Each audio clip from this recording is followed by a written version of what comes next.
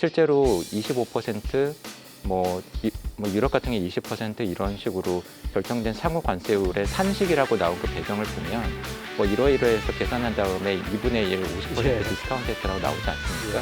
근데 거기에 대해서 왜 2분의 1, 50%를 디스카운트 했는가에 대한 설명은 또 없거든요.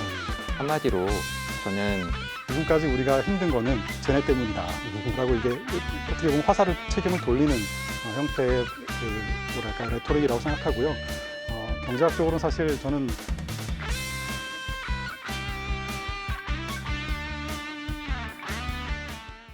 두 분 모두의 한 말씀 주신 거 재밌습니다. 마다가 뭡니까?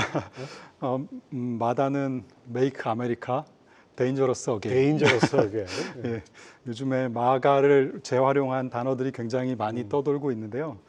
트럼프의 관세나 미국 우선주의 이 정책이 불확실성을 뭐 당연히 높였고요. 시장의 변동성도 굉장히 높이면서 이게 경제나 기업 분석을 펀더멘탈하게 할 수 없는 예, 뭐 오늘 아침에 보니까 카맥스가 실적 발표를 하면서 미래 장기 재무 전망을 안 했더라고요. 예. 왜냐하면 뭐 경제 전망도 안 되고 뭐 금리 전망도 안 되고 이게 뭐 여러 가지 정책이 흔들리니까 미래를 뭐 밸류에이션하고 뭐 예측하는 이런 일들을 하는 사람들이 뭐 도저히 할 수 없다.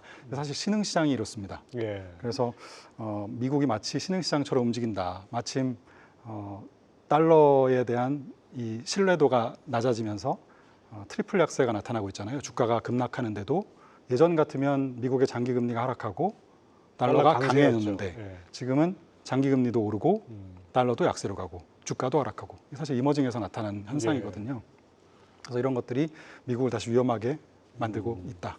이 달러 패권의 균열이 간다. 이거 상당히 좀 어떻게 보면 심각한 얘기일 수 있는데 이건 어떤 징후에서 그렇습니까? 말씀드린 대로 지금 트럼프가 하는 이런 정책들이 내가 달러를 그동안 보유하고 있는 데 따라서 그렇게 불편한 게 별로 없었거든요. 예. 근데 지금은 굉장히 불편해지고 있다. 이 불편해졌다는 얘기는 그거에 대한 위험 보상, 위험 프리미엄을 요구하게 돼 있으니까 그만큼 수요가 줄게 되겠죠. 예. 네, 그래서 그런 여러 면에서 달러와 미국 국채를 기반으로 한 여러 가지 신뢰가 좀 약해지는 뭐 이런 국면이라고 봅니다. 네, 트럼프 이기 정부 마다 메이크 아메리카 데인저러스 어게인 이게 상당히 좀 의미심장한 말인 것 같습니다. 지금 신동준 교수님 말씀해 주신 거를 바로 또 조영무 위원님이 모두 말씀해서 딱 설명을 해 주신 것 같은데요. 설명하거나 예측하려 하지 말고 그냥 대응에 집중할 때다. 이거 설명 좀 해주시죠. 네, 절묘하게 이렇게 편집성이 이어지게 돼서 저도 기쁘고요.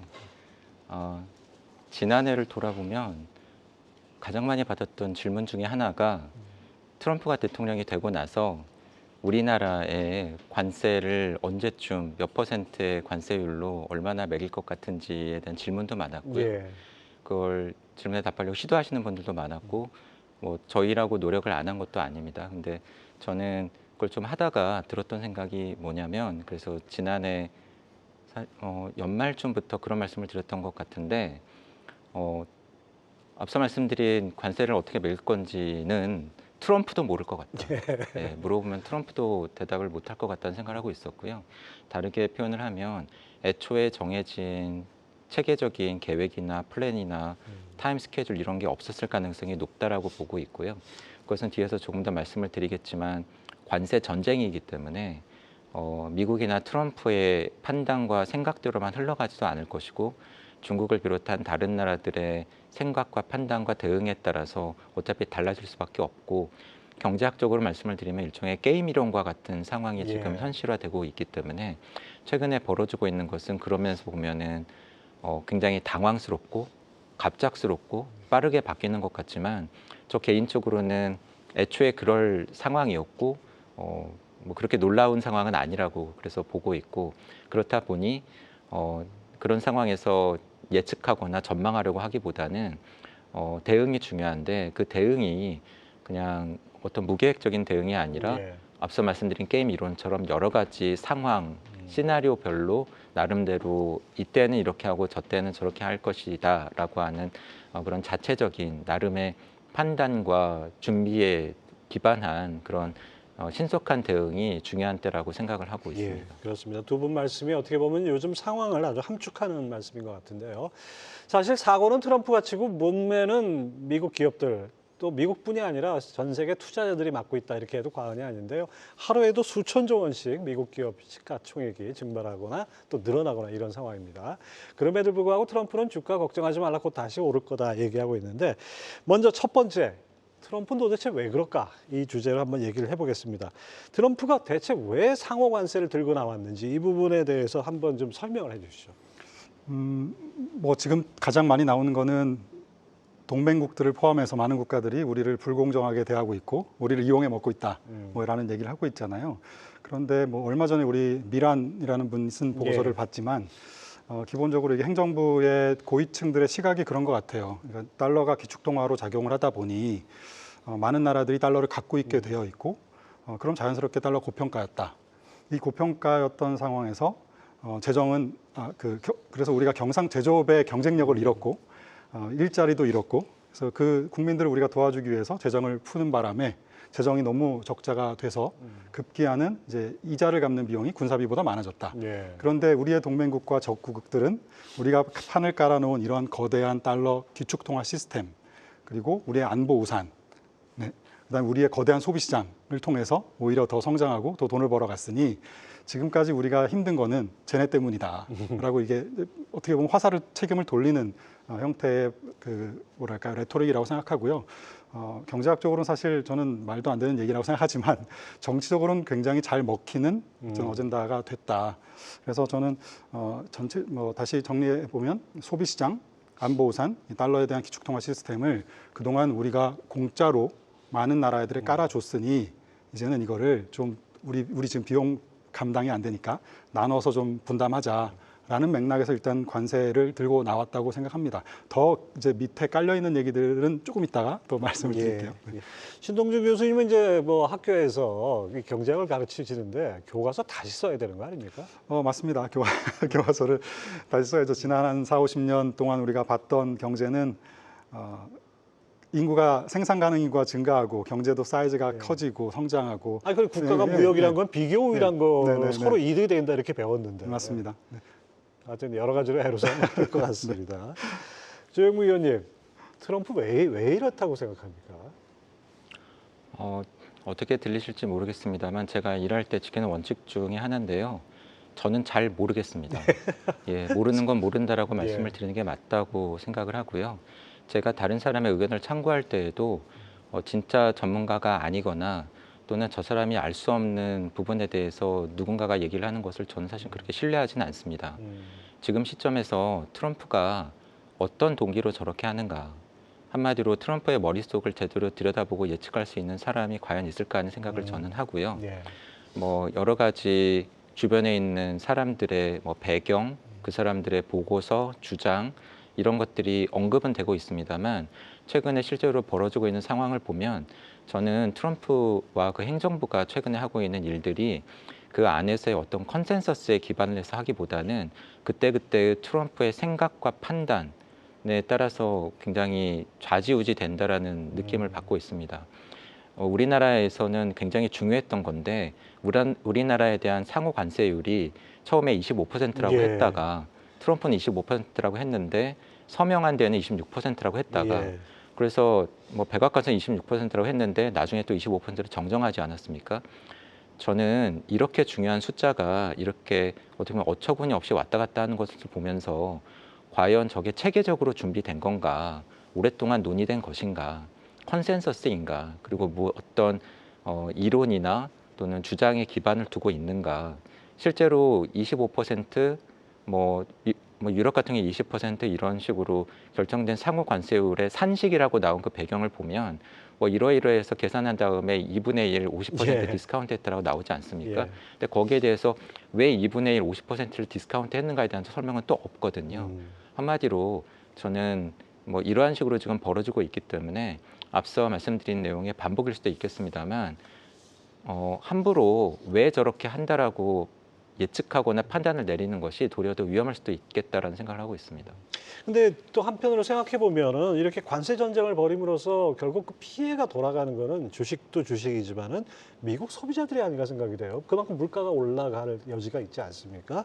그런 점에서 이 트럼프 입장에서는 관세 전쟁으로 노리는 최종 목표 같은 게 있지 않을까 생각이 되는데 이것도 예측 안 하십니까? 이건 분석일 것 같은데. 지난해부터 드린 제 표현은 관세 전쟁은 양날의 검이라는 표현을 예. 계속해서 말씀을 드리고 있는데요. 한마디로 좋은 점과 안 좋은 점이 명확하게 갈리기 때문입니다. 지금 미국과 트럼프 입장에서 좋은 점이라고 한다면 한마디로 압박과 협박 수단이죠. 그래서 원하는 것을 얻어내는 미국이 캐나다와 멕시코에는 마약과 불법 입국자를 예. 이야기를 했고 우리나라에 대해서는 방위비 분담금이 그런 수단으로 쓰일 가능성이 있죠. 동시에 그렇지 않아도 미국은 재정 적자가 심한데 조세를 거두는 중요한 수입원이 될 수 있고 미국 사람들을 대상으로 세금을 거두는 우리의 국세청에 해당되는 관청의 이름이 IRS, Internal 예. Revenue Service인데 다른 나라들에게 관세를 거두는 관청 이름을 External Revenue Service로 짓겠다라고 하는 것을 보면 관세를 지금 무슨 시각으로 보고 있는가가 드러난다고 봅니다. 그리고 현대 기아차가 이미 투자 계획을 발표를 한 것처럼 관세 때문에 분명히 투자도 늘어날 겁니다. 근데 방금 말씀드린 부분들이 일종의 좋은 점이라고 한다면 안 좋은 점도 명확하죠. 보복이 있을 겁니다. 특히 중국은 반드시 보복할 수밖에 없는 상황이라고 보고 있고요. 사실 제가 최근에 주목하고 있는 나라는 캐나다와 같은 일부 국가들인데 저는 제가 예상했던 것보다는 그 일종의 대응 또는 저항의 강도가 세다고 느끼고 있습니다.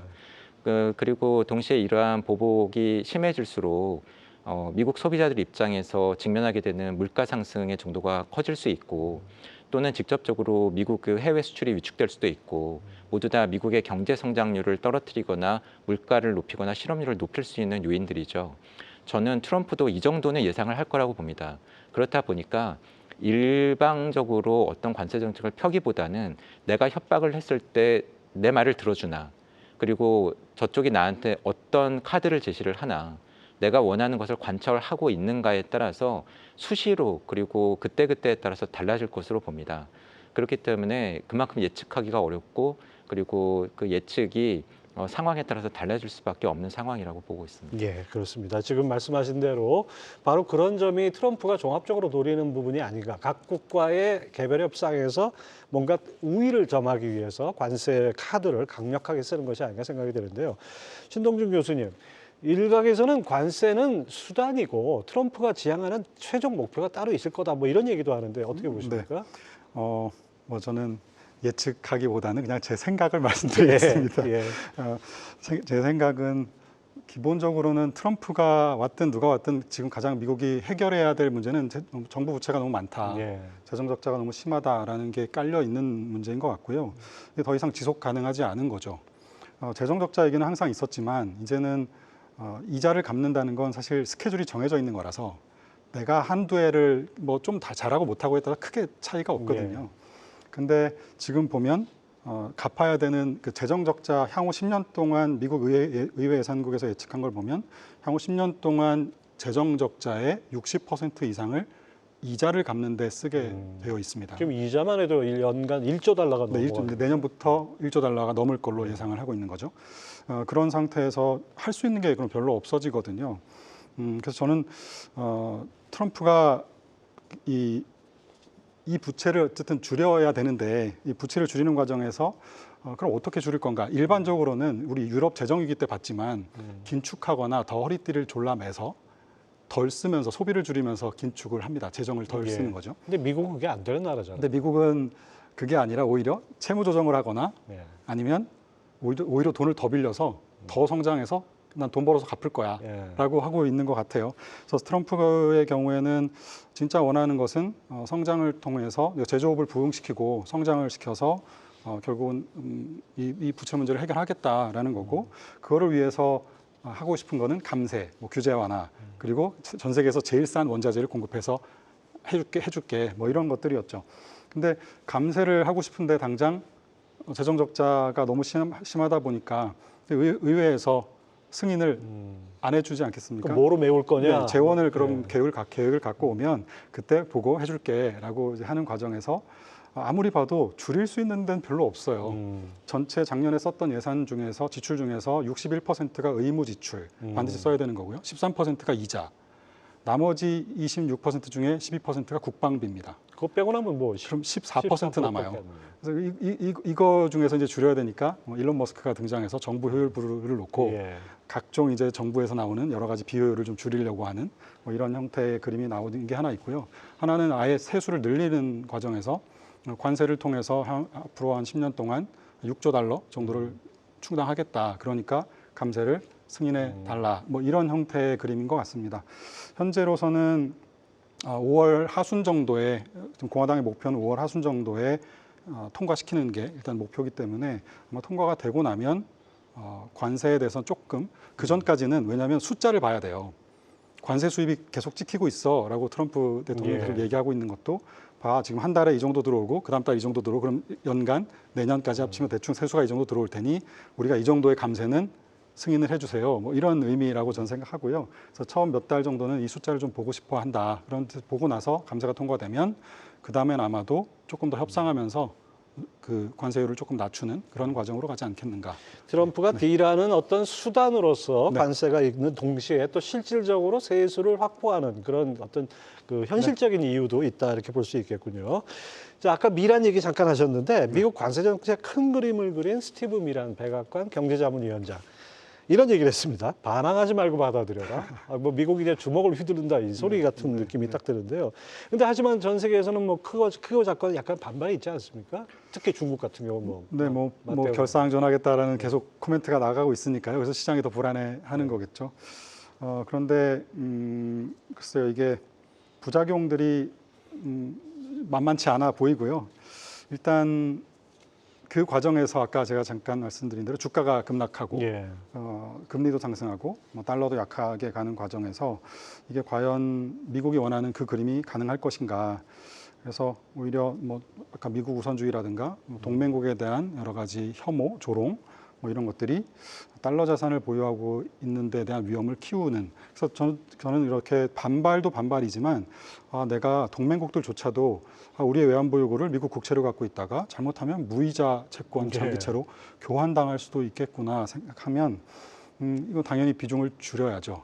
비중을 줄이다가 또 혹시 걸릴 수도 있으니까 만기를 확 짧은 걸로 채워서 놓고 있다가 아니면 좀 바꿔도 될 수 있고요. 뭐 그런 다양한 생각들을 빠져나갈 생각들을 좀 많이 하게 될 것 같아요. 그래서 저는 그게 기본적인 기축통화라든가 달러 패권에 대한 여러 가지 시스템을 균열을 일으키는 지점이 아닌가라는 걱정이 좀 있는 겁니다.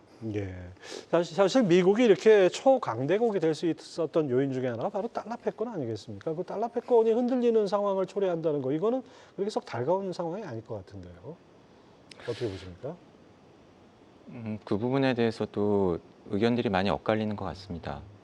그러니까 이 수지 적자를 줄이기 위해서는 달러 약세가 유리한데 그렇다고 기축 통화국의 지위를 유지를 하면서 가치가 너무 떨어지는 것은 또 말이 안 되고 그래서 뭐 앞서 말씀하신 그런 미런 보고서도 언급을 하십니다만 뭐 저는 그 보고서를 봤지만 좀 이상하다고 생각되는 부분들이 많아서 그리고 실현 가능성이 어떻게 될까? 근데 만약에 그걸 실현되도록 시도를 한다라고 한다면 앞서도 교수님께서 말씀을 해주셨습니다만 다른 나라들이나 금융시장 참가자들이 또 바보는 아니잖아요. 뭐 가만히 있지는 않을 거고 예. 뭐 저항을 하거나 또는 거기에 반응을 하거나 대비를 하거나 근데 그것이 최근에도 있었습니다만 미 국채 수익률의 급등과 같은 형태로 나타날 수도 있고 근데 사실 지난해부터도 뭐 그런 질문 많이 받지 않았겠습니까? 미국 경제를 볼 때 앞으로 어떤 변수를 가장 중요하게 봐야 되느냐? 물론 우리나라에서는 언론 중심으로 우리가 직접 두드려 맞을 그 관세 전쟁에 대해서 가장 관심이 많으셨지만 사실 제가 지속적으로 말씀드려 왔던 거는 인플레였거든요. 예. 지금은 트럼플레이션이라고 부르지만 왜냐하면 트럼프가 펼치겠다라고 하는 주요 정책들, 관세, 감세, 이민 통제 강화 모두 다 실행이 되면 인플레 압력을 높이는 요인들이고 그렇죠. 예. 그렇다라고 한다면은 사실은 GDP 70% 정도가 소비인 미국 입장에서 물가가 오르는데 소비가 계속 지속된다라고 하는 것은 이상한 현상이고 분명히 경제 부담이 생길 수밖에 없고 특히 금융시장 측면에서는 그러한 와중에서 뭐 저는 최근에 미 국채 수익률 오른데 이런 인플레에 대한 기대 변화가 크게 많이 작용을 했을 거라고 보는데 미 국채 수익률이 올라가게 되면은 그와 연관된 많은 미국의 금리들 뭐 신용카드론이든 모기지든 그와 관련된 또 악영향들이 나타날 수 있기 예. 때문에 그래서 이런 말씀을 드렸던 것 같아요. 지난해부터 지구상에 트럼프를 막을 수 있는 사람은 없어 보인다. 인간은 없어 보이는데 막을 수 있는 건 있어 보인다. 근데 그건 사람이 아니라 조금 전에 말씀드린 경제 변수들, 시장, 가격 예. 이런 거죠. 가령 뭐 물가 상승률, 경제 성장률, 실업률, 금융 변수 중에서는 미 국채 수익률 이러한 것들이 변한다라고 한다면 아무리 트럼프라고 한들 저는 뭐 반응이 있을 수밖에 없다는 말씀을 드려왔는데 지금도 그렇게 보고 있습니다. 예, 그렇습니다. 그 얼마 전에 이제 90일 유예를 하는 그 과정에서 처음에는 가짜 뉴스라 그랬잖아요, 백악관에서. 그러다 뭐 하루 사이에 뭐 우리 돈으로 3천조 원이 왔다 갔다 하고 뭐 이런 식이었는데 결국 했어요. 그렇게 90일 유예를 했는데 미란 위원장이 이 보고서에서 아까 말씀하신 대로 관세는 시작에 불과하다. 앞으로는 또 환율 전쟁을 예고하고 있다는데 이건 어떤 내용입니까? 아까 부채를 줄이려고 하면 뭐 달러를 약세로 뭐 만들어서 원래 정부 부채는 인플레로 갚는다고 하죠. 네, 아까 뭐 관세하고 안보를 레버리지해서 달러를 약세로 만들면 대대적으로 부채의 실질 가치가 줄어드는 부분이 하나 있고요. 그 다음에 제조업이 경쟁력이 살아나니까 제조업 패권을 또 회복하고 싶은 그러니까 성장을 위해서 하고 싶은 이 두 가지가 있는 것 같아요. 근데 이게 둘 다 만만치 않다. 일단 부작용이 국채 시장에서 먼저 나타나고 있고요. 달러는 그나마 우리가 달러 인덱스라고 부르는 것이 주로 동맹국들 뭐 6개 그렇죠. 이렇게 해서 인덱스를 만드는 거니까 여기서는 가치 하락이 그렇게 뭐 지금 1월 초부터 1월 중순부터 한 9% 정도 달러 가치가 하락했습니다만 인덱스 기준으로 그거보다 훨씬 더 지금 뭐 폭력적으로 나타나고 있는 게 국채 시장이잖아요. 국채 시장에서는 사실 그런 동맹국들보다 뭐 중국, 중동 국가들, 예. 그다음에 우리가 얘기하는 조세회피 지역들 뭐 이런 데들이 잔뜩 있어요. 그래서 여기는 언제든지 사실 시장을 팔고 떠날 수 있는 여지가 있는 그 부분들이죠. 그런데 지난 주말에 이제 상원에서 그 예산 결의안이 통과가 됐습니다. 기존의 재정 적자를 한 5조 8천억 달러 정도를 더 늘리는 방안으로 그리고 거기다 이제 이자가 1조 1천억 달러를 더 갚아야 되는 거죠. 그러면 총 거의 7조 달러 정도의 부채가 적자가 이제 더 늘어나게 됩니다. 지금 미국의 전체 부채가 한 30조 달러 정도 되니까 거기에서 한 7조 달러 가까이가 늘어난다는 것은 규모가 상당하고요. 팬데믹 때 우리가 많은 또 재정 투입을 했는데 예. 그때 당시에 나왔던 뭐 레스큐 법안, 뭐 케어스 법안 이런 것들도 다 2조 달러가 안 됐어요. 그러니까 이게 굉장히 큰 규모의 그 국채의 공급 요인이 생겼던 거거든요. 그래서 지난주 말부터 이제 장기 국채 금리가 당연히 발행이 많이 될 테니까 채권 가격이 하락하고 금리가 상승하는 이런 현상 때문에 국채 금리의 매도 혹은 뭐 상승이 나타나기 시작했던 거고요. 그래서 아까 국채 같은 경우에는 내가 가만히 갖고 있으면 안전하다고 생각했는데 계속해서 발행이 늘고 공급이 늘면 가격이 떨어질 테니 그럼 나는 이 금리에 갖고 있을 수는 없다.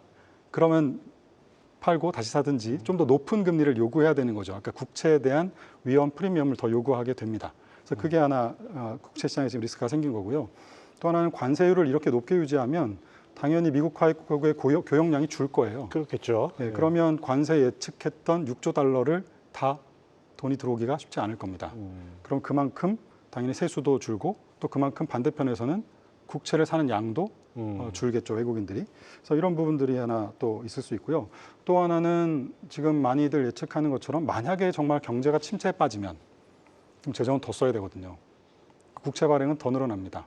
그래서 여러 가지로 근데 거기다가 혹시라도 연준에서 금리 인하를 한다. 그러면 경제가 사실 지난달까지만 해도 고용지표 우리가 3월달 봤지만 괜찮았습니다.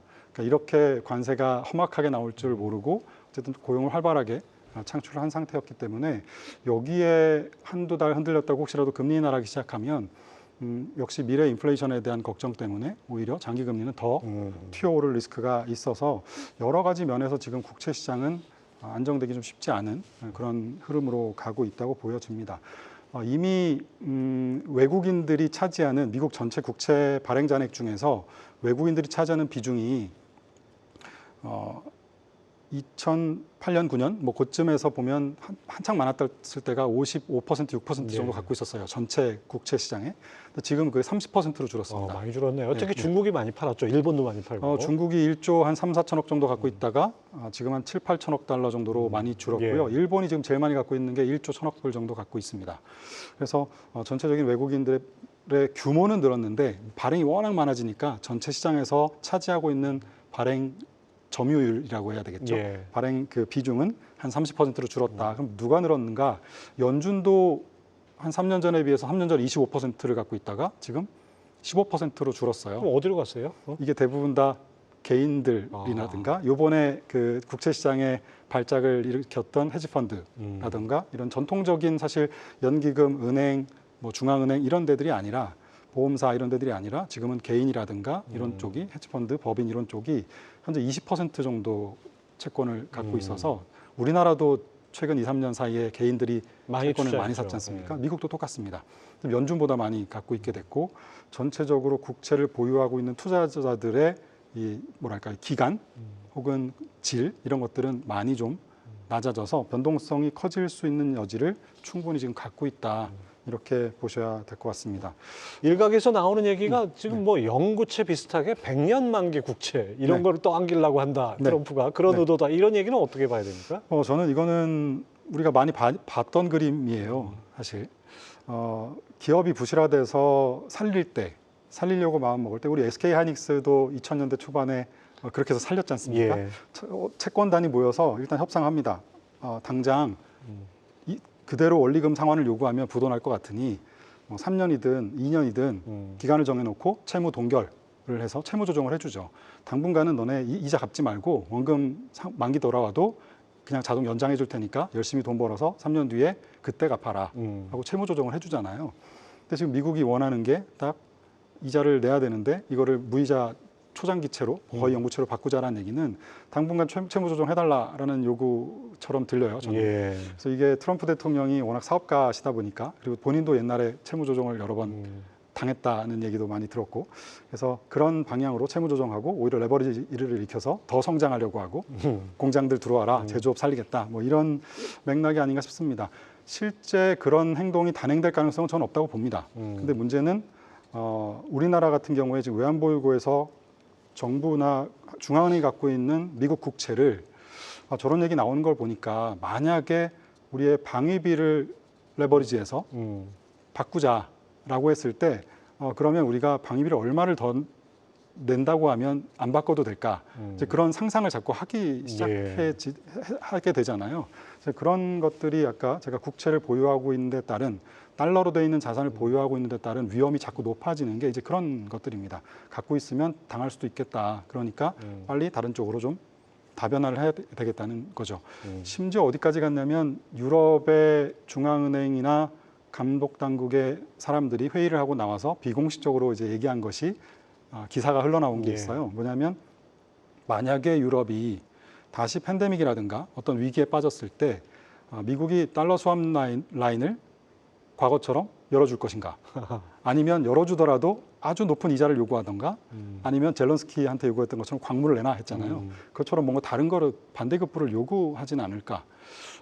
야 이거 이러다가 안 되겠으니 달러의 유동성 공급도 옛날처럼 그냥 편안하게 생각하면 안 될 것 같으니까 다변화를 한번 해보자. 근데 불행하게도 대안이 없습니다. 아직은. 그래서 모두가 다 비슷한 생각들을 하고 있어서요. 아마도 조금씩 다른 쪽으로 다변화가 일어나는 과정이 아닐까 싶어요. 2001년도 기준으로 중국이 WTO 들어오기 직후네요. 그 해네요. WTO 들어오는 그 해에 전 세계 외환보유고의 71%가 달러였습니다. 지금 지난 1분기 데이터 발표된 거 보면 57%로 많이 줄었어요. 어디가 늘었는가 보면 뚜렷하게 늘어난 데는 없습니다. 조금씩 늘었고 아마도 뭐 이런 것도 좀 많이 늘었을 것 같고요. 네, 그렇습니다. 야, 아무튼 여러 가지로 지금 뭔가 격변의 초입에 들어와 있다 이렇게 생각이 되는데요. 어쨌든 간에 이 관세 전쟁으로 지금 다른 나라들은 다 유예가 된 상태에서 중국만 지금 서로 바꾸어치는 식으로 125%까지 와 있습니다. 어쨌든 직격탄을 맞는 건 중국이라고 봐야겠죠. 거의 1대1 맞짱뜨기처럼 예. 돼가는 분위기인데 사실 그거 관련해서도 그 질문을 받았습니다. 근데 제가 보는 생각은 뭐냐면 둘 다 좀 물러서기가 힘든 것 같아요. 그러니까 미국으로서는 어쨌든 간에 중국이 이렇게 고개를 수그리고 들어오는 모양새가 필요하고, 그런데 사실 중국의 상황을 보면 저는 트럼프 일기 때와는 또 좀 다른 것 같습니다. 그렇죠. 왜냐하면 일기 때는 저주는 척이라도 좀 했는데 네. 지금은 다르죠. 그건 왜 그럴까를 생각을 보면 사실은 중국, 뭐 공산당, 시진핑 입장에서 여유가 더 없어진 것 같아요. 그러니까 그때보다 경제 상황이 더 쉽지가 않고 성장세는 하락세고 취업자도 잘 안 늘고 실업 문제도 심각한데, 그런 상황에서 어쨌든 시진핑이 1인 지배체제를 꽤 오래 길게 가져가고 있고 그걸 공고화하는데 거기에 대한 의구심이나 불만이 없을 수는 없고, 근데 그렇다 보니 어떻게 보면은 중국 사람들 입장에서는 황제처럼 보여야 되는데 황제가 다른 나라 미국 대통령이 어떻게 한다고 그래서 금방 이렇게 수그리고 들어가는 모양새를 취할 수는 없는 거죠. 그렇죠. 근데 그런 상황에서 또 중국이 아직 그렇게 양보를 하거나 수그리지 않았는데 트럼프가 만약에 중국에 대해서 유화적인 제스처를 취한다라고 한다면 사실은 모든 그림이 다 흐트러지거든요. 그리고 그런 면에서 보면은 사실은 트럼프로서는 중국이 저렇게 하면 우리는 더 강하게 나갈 거야라는 모양새를 취할 수밖에 없고, 근데 그렇게 한다는 건 사실은 중국에 대한 관세를 높인다는 건데, 앞서 말씀드린 것처럼 그렇게 되면 월마트에 들어오는 중국산 제품 가격들이 2배 이상 오르겠죠. 그러면 소비에 직접적인 타격이 있을 수밖에 없고, 근데 그러면은 이렇게 물건 가격이 오르는 걸 좀 완화시킬 건 없을까? 그렇게 하다 보니 앞서서 이미 전 세계 많은 국가들에게 상호 관세율은 매겼지만 이 다른 나라들에 대한 거는 당장은 안 하고 좀 90일 유예할게라고 한 것이 아닌가라고 생각을 하고 있습니다.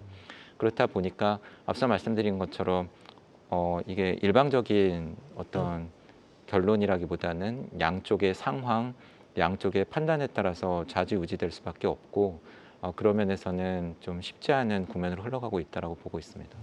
사실 뭐 트럼프가 모든 걸 다 할 수 있는 것 같지만 또 그런 것만 같지도 않습니다. 반 트럼프 시위도 많이 커지고 있고 국채 이례적인 매도세가 나타난다든지, 그다음에 미국의 주가가 정말 상상을 초월하는 팬데믹 이후에 가장 큰 폭으로 빠진다, 이런 모습들에 약간 트럼프가 겁을 먹을 수 있다, 이렇게 보시나요? 겁이라고 표현해야 될지 부담이라고 표현해야 될지, 예. 근데 앞서 말씀드린 것처럼 트럼프의 생각과 행동에 어떤 사람이 특정인이 영향을 못 미치지만 이런 변수들은 분명히 영향을 미치고 있고 미칠 거라고 생각이 됩니다. 트럼프가 뭘 원하는지 예상하기는 어렵지만 이게 굉장히 스펙트럼이 넓은 것 같아요. 예. 역사에 남는 위대한 대통령으로 남고 싶다. 가장 자기가 유명한 사람이 돼야 네. 된다는 그런 강박이 있는 것 같아요. 그럴 수도 있고, 앞서도 언급해 주셨지만 경제적인 부분에 포커스를 맞춰서 뭐 적자를 줄이거나 국가 부채를 줄이거나 또는 성장률을 높이거나, 근데 저는 사실은 왠지 그것보다는 좀 더 큰 꿈을 꾸고 있지 않을까 하는 생각은 합니다. 큰 꿈이란 게 뭡니까? 그러니까 가령 뭐 성장률을 높이고 어떤 숫자를 줄이고 이것보다는 보다 더 큰 꿈, 말씀하신 것처럼 역사상 가장 위대한 미국 대통령으로 남고 뭐 싶. 삼선 얘기도 나오고. 네, 그런 거죠. 근데 그렇다라고 한다면 가령 재정 적자를 줄이고 경제 성장을 좀 높였는데 미국 사람들의 기억 속에는 그때 살기 힘들었어. 트럼프가 잘 못했어. 저희가 사실 그걸 경험하지 않았습니까?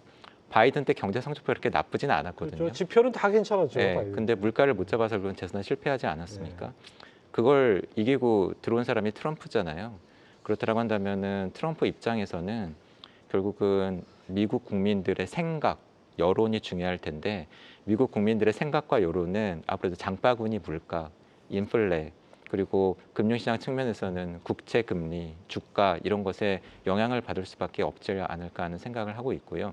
근데 그런 가운데서 최근에 제가 약간 확인되는 부분은 트럼프라든가 그 최측근에 있는 분들의 이런 발언을 보면 약간 월스트리트와 메인스트리트를 구분은 하시는 것 같아요. 그래서 그건 아마도 전통적으로 본인들을 이렇게 그 월가에 있는 분들이나 또는 샌프란시스코에 있는 분들이 이렇게 많이 열심히 지지하지는 않지 않았습니까? 뭐 일부 지지하셨던 분들도 있지만, 그래서 그런 분들보다는 본인의 전통적이고 그리고 메인 지지층이었던 이런 블루 칼라 또는 러스트 벨트에 있는 사람들을 조금 더 신경을 쓸 가능성이 예. 있다 보니까 그리고 원래 또 뭐 주가는 좀 단기적인 변동성이 심하니까 주가가 떨어져도 뭐 떨어질 수도 있어. 그리고 그건 월스트리트의 문제야.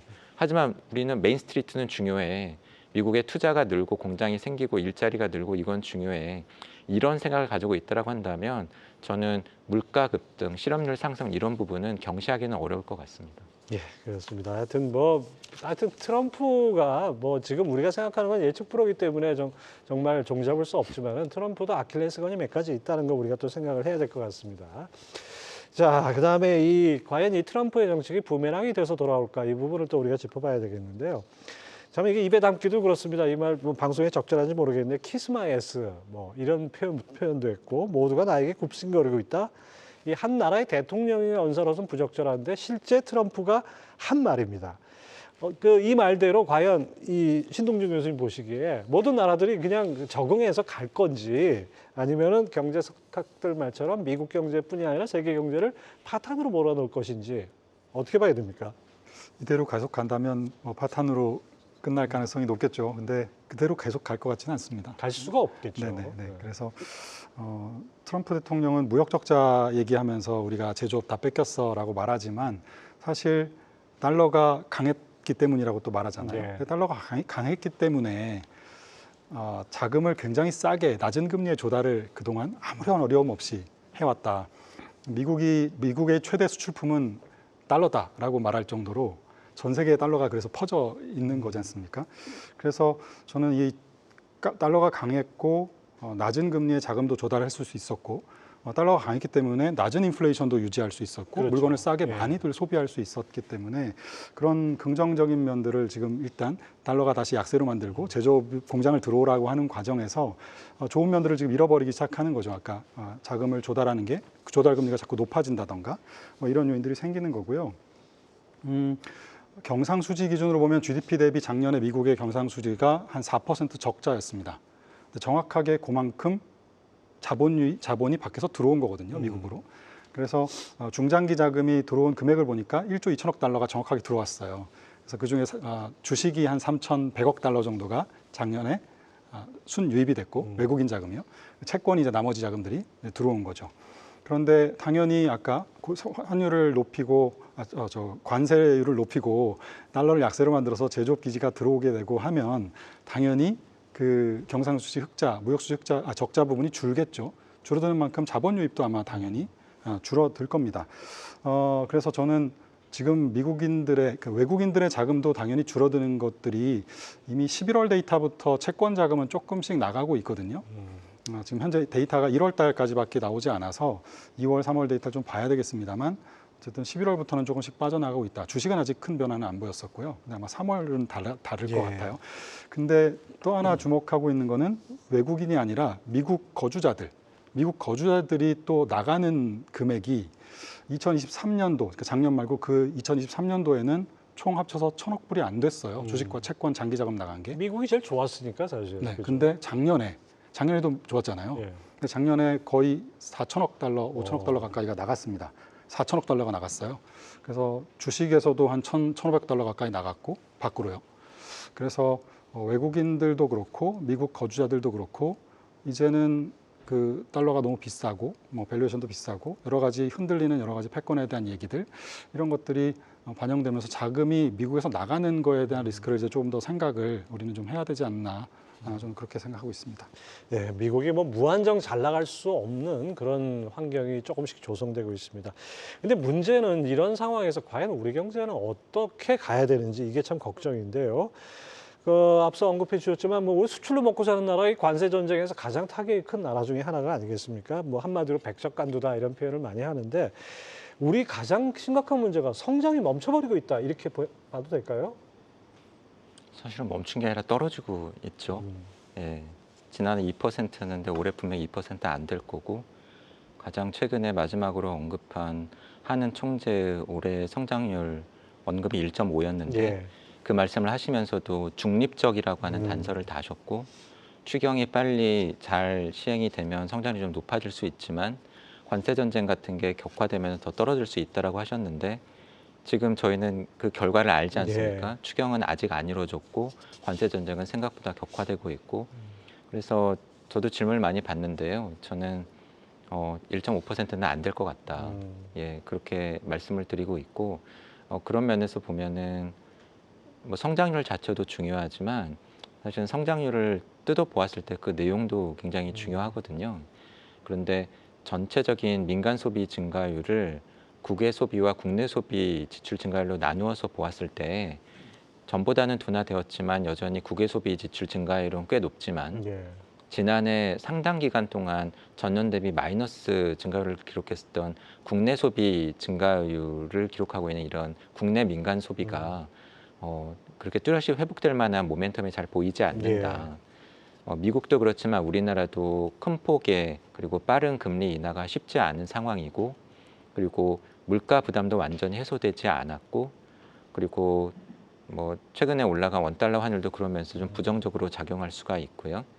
뭐 이런 상황에서 뭐 현대기아차가 얘기를 한 것처럼 수출이 잘 된 것이 국내 민간 내수 소비로 온기가 전달이 되려면 과거의 경험을 볼 때 그게 그 중간 전달 매개체가 국내 투자였는데 예.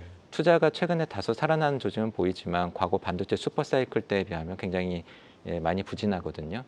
결국은 이런 상황에서 크게 보면 지난해보다 수출은 전반적인 둔화세, 내수 민간 소비는 아주 느리게 회복되고 있지만 속도가 너무 느리고 미약하고 그것조차도 뜯어보면은 국내 소비는 거의 늘고 있지 못하고 최근에 올라왔지만 아주 낮은 0% 증가율 정도. 그런 상황에서 그나마 수출의 온기가 내수로 옮겨 오려면 이 설비 투자가 좀 늘어나줘야 되는데 미국은 또 자기 나라 땅 안에 지으라고 압박을 하고 있고 그런 상황에서 성장률을 뚜렷이 높여줄 만한 이런 민간 부문의 모멘텀이 잘 보이지 않고 그러한 가운데에서 정부 재정은 세수는 생각처럼 잘 안 거치고 당겨서는 쓰고 있는데 이미 지난해 사상 최고 수준의 재정 조기 집행, 시속 집행을 예. 했는데도 성장률은 그거밖에 안 나왔고 한국은행의 금리 인하는 높은 원달러 환율 때문에 쉽지 않고 지난해 4분기부터 정책 금리 인하됐는데 도리어 가계부채 관리 때문에 지난해 4분기 같은 경우엔 도리어 신규 취급액 기준으로 가계대출 금리는 올랐고 한마디로 지금 우리 경제를 도와줄 만한 부분이 또 정책적인 대응이 쉽지 않고 잘 보이지 않는다라고 하는 게 우려스러운 부분인 것 같습니다. 사실 진짜 정책을 펼 수 있는 수단이 별로 없다 이런 생각이 드는데요. 한국은행 이창용 총재 걱정 많이 하는데 운신의 폭이 너무 좁은 거 아닌가요? 지금 상황에서는 운신할 수 있는 폭이 별로 없을 것 같아요. 네, 그래서 충분히 이해가 됩니다. 이해가 되지만 많은 분들이 또 아쉬워하시는 부분도 저는 있을 거라고 봅니다. 뭐 정답은 없지만 금리 인하가 또 정답이 아니지 않습니까? 예.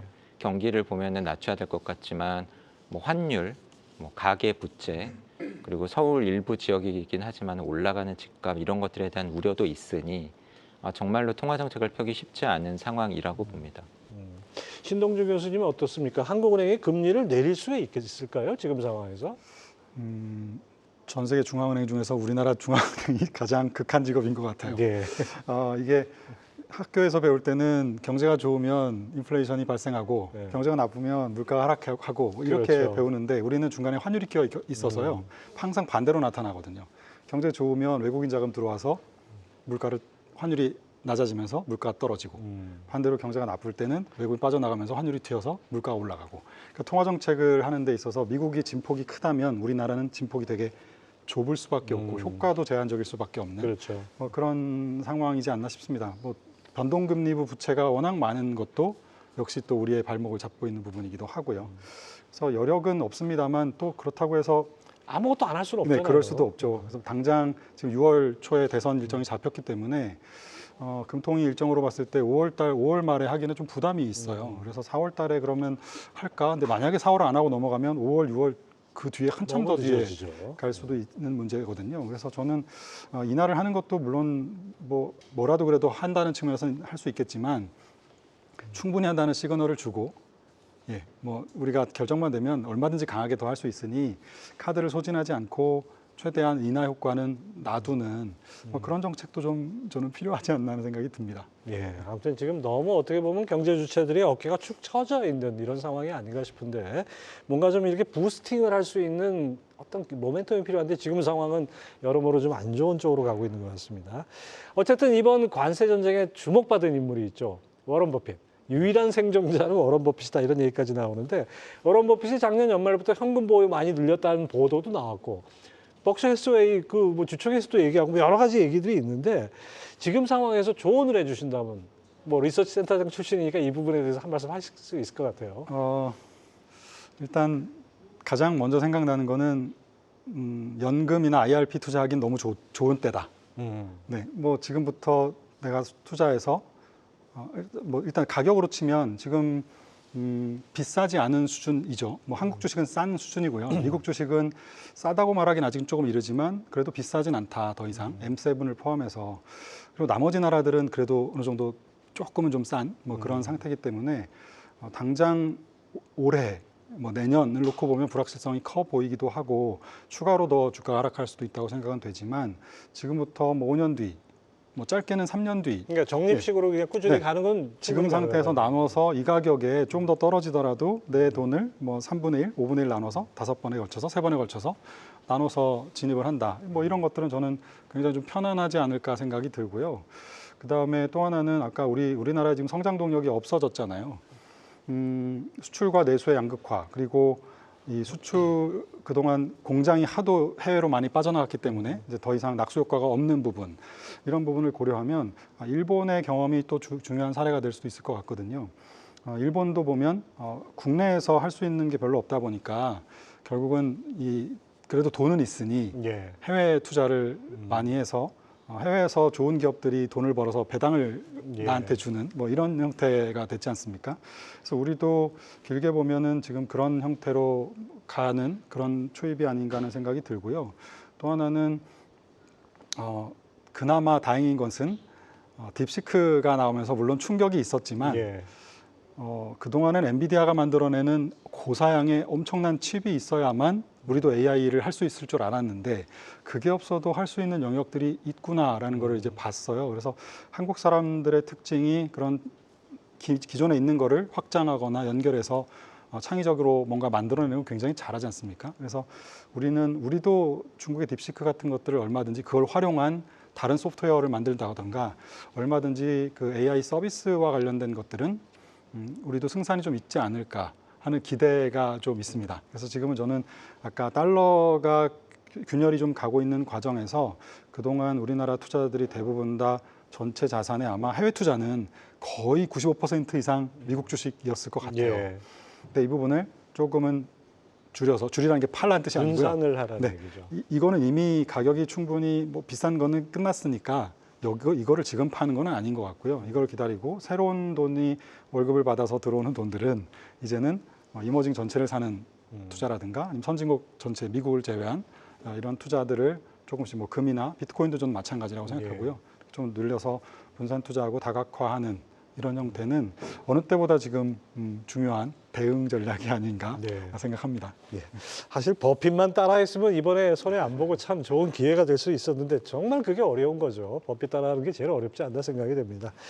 자, 오늘 얘기하다 보니까 좀 우울한 얘기들 많이 했는데 마지막으로 우리 경제의 희망적인 메시지 한마디씩 듣고 싶습니다. 꼭 좀 이 부분은 얘기를 해 주십시오. 뭔가 희망이 있을 것 같은데 어디서 찾아야 될지.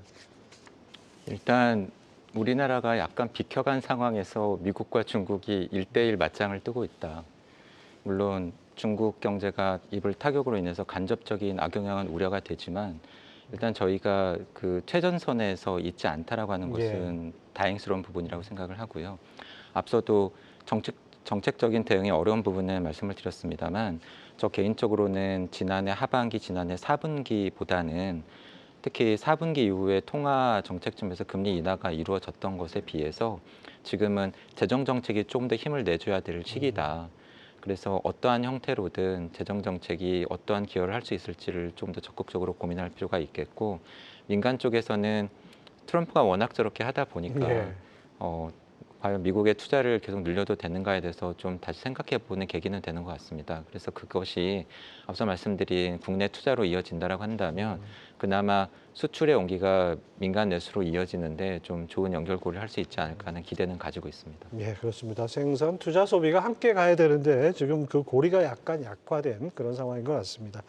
자, 신동준 교수님도 우리 경제를 위해서 희망의 메시지 한 말씀 해주시죠. 저는 아까 말씀드린 대로 우리는 좀 창의력이 뛰어난 민족이니까 잘 섞죠. 네, 잘 비빔밥 네, 섞듯이 그런 잘 것들을 활용해서 섞어요. 네. 지금 미국도 어쨌든 하드웨어나 반도체에서 소프트웨어로 넘어가고 있는 과정이거든요. 주도권이. 우리가 잘하는 영역이란 말이죠. 예. 그래서 거기에 저는 좀 희망을 걸고 있고요. 그리고 미국하고 중국의 딱 지금 우리의 수출 비중이 1, 2위가 거의 비슷한 수준에 한 20% 가까이 둘 다 있으니까 얼마든지 우리가 양쪽을 좀 나쁘게 볼 수도 있지만 좋게 보면 양쪽을 잘 줄타기 할 수 있는 카드가 아직은 좀 살아 있고, 또 하나는 옛날처럼 부채가 많은 나라가 아니라 이제는 해외 자산이 많은 나라가 그렇죠. 됐다는 것. 예. 그래서 이것들도 해외 투자를 잘해서 그나마 좀 우리가 국내 안에서 좀 버는 게 없을 때, 우리가 세계화 시대에 수출 중심의 국가로 아주 최전선에 있다가 지금 세계화가 끝났잖아요. 그러면 근데도 아직 우리의 경제 구조는 세계화에 맞춰져 있고 수출 중심에 맞춰져 있으니까 그런 것들을 내실을 좀 다지고 금융 쪽에서는 뭐 밸류업 정책들 같은 것들 예. 일본처럼 조금 더 중장기적인 플랜을 가지고 좀 다지고 하는 그런 부분들은 우리가 아직 기회가 남아 있지 않나 생각이 듭니다. 네, 우리 체질을 좀 바꿔야 되는 그런 시점에 와 있는 것 같습니다. 오늘 두 분 말씀 감사합니다. 감사합니다. 네, 한 가지 우리가 간과하고 있는 사실은 이번에도 트럼프의 전략이 통했다는 것입니다. 30%씩 상호 관세 카드를 꺼내놓고 유예를 걸어놓으니 10% 매겨지는 일률적인 관세를 아무렇지 않게 외려 감사합니다 하면서 받아들이고 있다는 것이죠. 앞으로도 트럼프의 이런 변칙적인 거래 기술은 계속할 것입니다. 그의 농간에 휘둘리지 않으려면 정신 바짝 차려야겠습니다. 경제전쟁 꿈 마치겠습니다. 다음 주에도 금요일 오후 6시에 찾아뵙습니다. 시청해주신 여러분 감사합니다.